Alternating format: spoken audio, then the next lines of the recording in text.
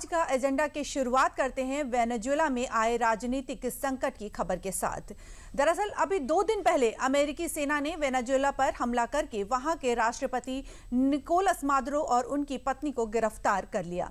इसके बाद वेनेजुएला की पूर्व उपराष्ट्रपति डेल्सी रोड्रिग्स ने अंतरिम रूप से राष्ट्रपति के पद को संभाला, लेकिन अब अमेरिकी राष्ट्रपति ट्रंप ने डेल्सी रोड्रिग्स के कामों पर नाखुशी जाहिर करते हुए डेल्सी को खुलेआम धमकी दी है कि ट्रंप ने कहा कि अगर डेल्सी वो नहीं करती जो वेनेजुएला के लिए अमेरिका सही मानता है तो उनका हाल मादुरो से भी ज्यादा बुरा हो सकता है। इसके साथ ही ट्रंप ने इस बात का भी संकेत दिया कि अगर जरूरी हुआ तो हम वेनेजुएला पर दोबारा से हमला करेंगे।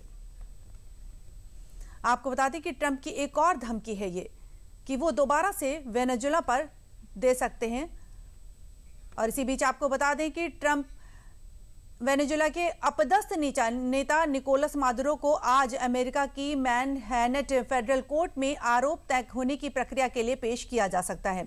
अमेरिका ने मादुरो पर ड्रग तस्करी से जुड़े आरोप लगाए हैं। इसी बीच जानकारों का मानना है कि मादुरो की राह वही हो सकती है जो कभी पनामा के तानाशाह मैनुअल नोरिएगा ने तय की थी। हालांकि आज की पेशी के साथ ही ये साफ हो जाएगा कि मादुरो की कानूनी टीम किस रणनीति के साथ आगे बढ़ती है और अमेरिकी अदालत इस हाई प्रोफाइल मामले को किस दिशा में ले जाती है।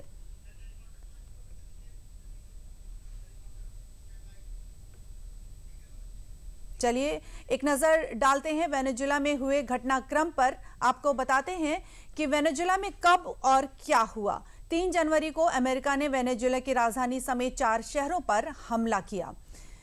इसके साथ ही हमले के दौरान वेनेजुएला के राष्ट्रपति निकोलस मादुरो एक मिलिट्री बेस में सो रहे थे। आपको बता दें इसके साथ ही कि अमेरिका सेना ने मादुरो और उनकी पत्नी को बेडरूम से घसीटकर बाहर निकाला और अपने कब्जे में ले लिया। गिरफ्तारी के बाद मादुरो और उनकी पत्नी को न्यूयॉर्क ले जाया गया। इस मिलिट्री ऑपरेशन को अमेरिकी सेना की स्पेशल टीम ने अंजाम दिया। ये हम आपको बता रहे हैं कि वेनेजुएला में कब क्या हुआ। 3 जनवरी को ही ट्रंप ने इस मिशन को पूरी तरह से कामयाब बता दिया था। और इसके साथ ही डोनाल्ड ट्रंप ने कहा जब तक वहां हालात ठीक नहीं हो जाते वेनेजुएला को अमेरिका ही चलाएगा। जी हां, जब तक वहां के हालात सही नहीं हो जाते वहां को अमेरिका ही चलाएगा, ऐसा कहा ट्रंप ने। लेकिन अब अमेरिका के विदेश मंत्री ने कहा कि वेनेजुएला के शासन में उनके देश की कोई भूमिका नहीं होगी। वेनेजुएला पर अमेरिकी सैन्य कार्रवाई को लेकर भारत ने अपना पक्ष रखते हुए गहरी चिंता व्यक्त की। भारत ने प्रेस नोट जारी करते हुए कहा कि वेनेजुएला में हाल के घटनाक्रम बेहद चिंताजनक है। हम स्थिति पर बारीकी से नजर रखे हैं। भारत वेनेजुएला के लोगों की भलाई और सुरक्षा के प्रति अपना समर्थन दोहराता है।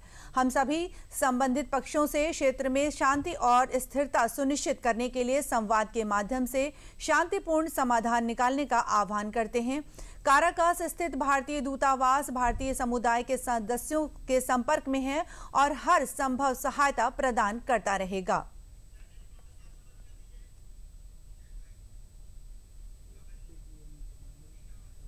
आपको बता दें कि इससे पहले शनिवार को भारत के विदेश मंत्रालय ने वेनेजुएला के मौजूदा हालात को देखते हुए भारतीय नागरिकों को गैर जरूरी यात्राओं से बचने की सलाह दी थी। फिलहाल आज वेनेजुएला संकट पर यूएनएससी ने एक आपातकालीन बैठक आयोजित की है। आपको बता दें कि यूएनएससी में आपातकालीन बैठक है। आज वेनेजुएला मुद्दे पर आज यूएनएससी की आपातकालीन बैठक हो रही है और इसके साथ ही बैठक का मुख्य एजेंडा वेनेजुएला में की गई अमेरिका की सैन्य कार्रवाई होगी। अमेरिकी कार्रवाई को लेकर संयुक्त राष्ट्र के महासचिव ने गहरी चिंता जताई है। अमेरिकी सेना निकोलस मादुरो और उनकी पत्नी को पकड़कर अपने देश ले गई। आपको बता दें कि यूएनएससी ने आपातकालीन बैठक आज इसी विषय पर बुलाई है। इस घटना के बाद विश्व के तमाम देशों की प्रतिक्रियाएं देखने को मिल रही हैं।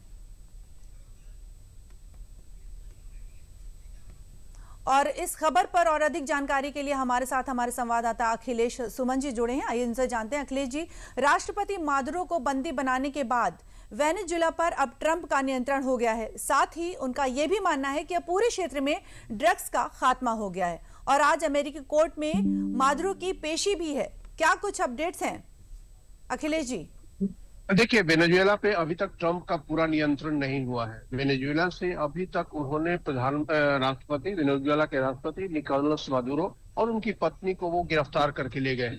लेकिन वेनेजुएला का शासन अभी भी, वेनेजुएला की जो उपराष्ट्रपति थी और उन्हें सुप्रीम कोर्ट ने, वहां की सुप्रीम कोर्ट ने चार्ज दे दिया है कि वो राष्ट्रपति की भूमिका निभाएं।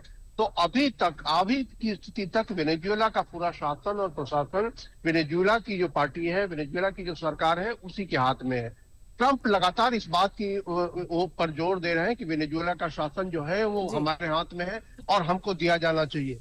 देखिए, वहां के जो उपराष्ट्रपति, अभी जो अंतरिम राष्ट्रपति हैं, उन्होंने पहले तो काफी कठोर रुख अपनाया था, लेकिन जिस तरीके से निकोलस मादुरो, उन्होंने 2 जनवरी को एक पेशकश की थी अमेरिकी राष्ट्रपति डोनाल्ड ट्रंप के सामने कि हमको बातचीत करना चाहिए, बातचीत करने के लिए तैयार है।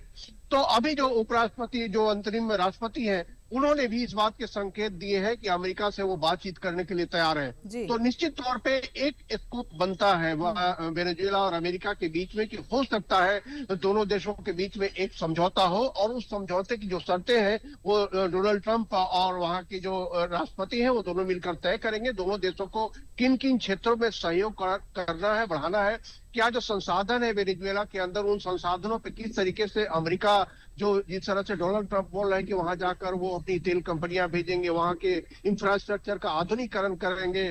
क्योंकि देखिए, वेनेजुएला पर अभी तक सबसे ज्यादा प्रभाव जो है वो चीन का प्रभाव रहा है। चीन सबसे ज्यादा वेनेजुएला से खरीदता है तेल वहां, और वेनेजुएला में थोड़ा बहुत आधारभूत संरचना में चीन ने काम किया है। लेकिन वेनेजुएला की जो मुख्य निर्माण तेल क्षेत्र में किया था, जो भी संरचना बनी थी, वो अमेरिका के सहयोग से बनी थी बहुत पहले। उसके बाद जब बोलिवारियन रेवोल्यूशन हुआ तो उसके बाद अमेरिका वहां से सीन से गायब हो गया और चीन सीन के अंदर आ गया। तो इस बात को लेकर अमेरिका की कंपनियों में काफी नाराजगी रही थी कि हमने वेनेजुएला को बनाया और उसके बाद चीन अभी अब वेनेजुएला से सारा लाभ उठा रहा है। युआन में सारे तेल के वहां जो व्यापार होते हैं चीन के साथ, वो युआन में होते हैं। तो चीन के लिए विन विन सिचुएशन है कि वो तेल खरीदेगा युआन में और अपना चीनी सामान भेजेगा वेनेजुएला में, वो भी युआन में वेनेजुएलन खरीद सकते हैं। तो मुझे लगता है कि ट्रंप इस स्थिति को बदलना चाहते हैं। ट्रंप चाहते हैं कि अपनी कंपनियां वहां भेजें और डॉलर में तेल का व्यापार हो, जहां से भी हो। तो इससे जो अमेरिका को भी वहां लेवल प्लेइंग फील्ड मिलेगा। अब देखना होगा कि आगे आने वाले दिनों में किस तरह से बातचीत होती है, क्योंकि ट्रंप जल्दबाजी में है। वो आज से ट्रायल शुरू होगा इनका, निकोलस मादुरो का, उनकी पत्नी का, जो नार्को टेररिज्म का आरोप लगाया गया है उन पे। तो वो देखना होगा कि किस दिशा में बढ़ता है। लेकिन निश्चित तौर पे एक पॉजिटिव बात यह है कि वो अभी है वहां, हिरासत में है और उनके खिलाफ अदालत में कार्रवाई चल रही है, जो कानूनी तरीके से चलेगी। और इस बीच में संभवतः जो वेनेजुएला के जो राष्ट्रपति, अंतरिम राष्ट्रपति, उनके शासन के साथ एक समझौता वार्ता की शुरुआत हो सकती है। जी, तो ट्रंप ने मादुरो पर किन किन आरोपों को लगाया है और साथ ही आज उनकी कोर्ट में पेशी है, इसको लेकर क्या कुछ बता सकते हैं आप? देखिए, ट्रंप ने जो आरोप लगाया है, सबसे महत्वपूर्ण आरोप है नार्को टेररिज्म का। उनका ये कहना है कि वेनेजुएला से जो है वो नार्कोटिक्स पदार्थ जाते हैं, ड्रग पदार्थ जाते हैं अमेरिका के अंदर, और इससे अमेरिका की सुरक्षा को खतरा है। सबसे महत्वपूर्ण बात यहाँ ये है कि देखिए, सुरक्षा को खतरा को बताकर ही अमेरिका को यह अधिकार बनता है कि किसी को अपराधी करार करके अपने यहाँ ट्रायल करे। तो ये जो उनकी पूरी गिरफ्तारी हुई है, जो अमेरिकी सुरक्षा के खतरे को लेकर गिरफ्तारी हुई है, उन्होंने यह भी आरोप लगाया गया उन पे कि वो ड्रग कार्टेल्स को संरक्षण देते हैं, वहां से जो है ड्रग जाते हैं अमेरिका में। और एक तो तीसरी बात उन्होंने कही है, जो कि बहुत महत्वपूर्ण नहीं है, मशीन गन रखने का, अमेरिका के खिलाफ हथियार रखने का। तो ये सारी बातें हैं, लेकिन असली जो मामला ये है वही है नार्को टेररिज्म फैलाने का। और जब नार्को और टेररिज्म दोनों जोड़ देते हैं तो एक बहुत ही गंभीर आरोप बन जाता है, और अमेरिका की अदालत भी इसे काफी गंभीरता से लेगी। तो इसी सारे पहलुओं पे आज अदालत में उनकी पहली सुनवाई होनी है। अब देखना है कि अदालत इसको कितना रिकॉग्निशन लेता है, किस तरीके से रिकॉग्निशन करता है इस पूरे आरोप का मादुरो के खिलाफ जो ट्रंप की प्रशासन द्वारा लगाया गया है। जी, ट्रंप ने अंतरिम राष्ट्रपति को धमकी भी दी है कि अगर उन्होंने उस हिसाब से नहीं चलाया वेनेजुएला को, तो एक बार फिर से वो हमला करेंगे। हाँ, देखिए, निश्चित तौर पे जब मादुरो की गिरफ्तारी हुई, उनको ले जाया गया अमेरिका, उसके बाद जो ट्रंप ने पहला मीडिया कॉन्फ्रेंस किया, उसमें कहा कि वेनेजुएला अब हमारे कब्जे में है। We will run Venezuela, we are running Venezuela. अब आज वो बोल रहे हैं लेकिन अमेरिकी जो वेनेजुएला की राष्ट्रपति हैं, उन्होंने कहा कि we are running Venezuela, we are the government of Venezuela.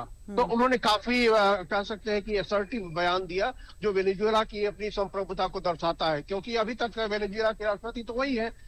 लेकिन बाद में जो सूत्रों से खबर मिल रही कि उन्होंने इशारा संकेत किया है ट्रंप के प्रशासन को कि वो बातचीत करेंगी। तो इसीलिए ट्रंप ने एक धमकी भरे अंदाज में कहा है कि उनको मानना होगा, नहीं तो फिर आगे की कार्रवाई की जा सकती है। जो उस दिन के मीडिया कॉन्फ्रेंस में भी उन्होंने कहा था कि हमने सोचा था कि सेकेंड वेव की कार्रवाई करनी पड़ेगी, लेकिन अभी जरूरत नहीं लगती है। और उन्होंने यह भी कहा था कि हमारी जो है डील हो रही है वहां के उपराष्ट्रपति के साथ।